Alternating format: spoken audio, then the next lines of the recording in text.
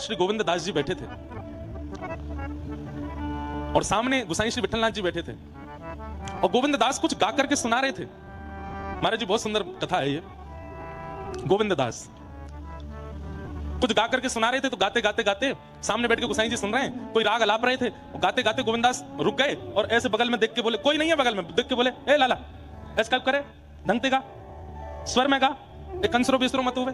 तो सामने बैठे गोसाई जी बोले, ए गोविंदा यहां देखो, ए गोविंदा तेरे बगल में कोई है तो है ना, तू कौन को डांट रहा है, कौन ते कह रहा है। तो श्री गोविंद दास जी बोले, अरे जय जय, आपको नहीं दिख रहा हो, इन 100 नंद जी को लाला बैठो है और मेरे बगल में बैठ करके कान पे हाथ धर के गा रहे है और गाते गाते बीच बीच में स्वर जानबूझ के बिगाड़ रहा है।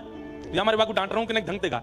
ये बात सुनते ही गोसाई जी के नेत्र सजल हो गए। बोले, ए गोविंदा सुन, ठाकुर जी को श्रमित मत करे, उनको गान दे जैसे गा रहे हैं, मुंह को बस अचकते धीरे से यूं बताए दे गा कैसे रहे हैं, उनको स्वर कैसे है, ठाकुर जी की आवाज कैसी है। तो गोविंद दास पास आए गए, बोले इतनो मीठो गाम है, इतनो मीठो गाम है, मैं कहा बताऊं।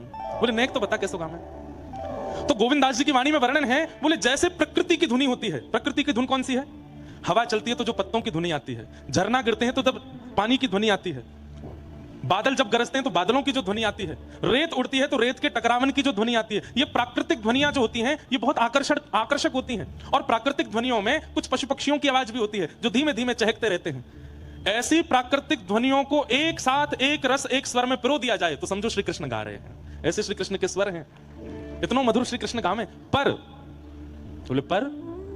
बोले श्री कृष्ण तो इतना मधुर गामे, पर हमारी प्रिया जी, हमारी लाडली जी, वो तो ठाकुर जी से मधुर गामे। हमारी श्री राधा रानी तो ठाकुर जी को भी मात दे दें, जब वो गामे तो ठाकुर जी भी फीके फीके से लगन लगे।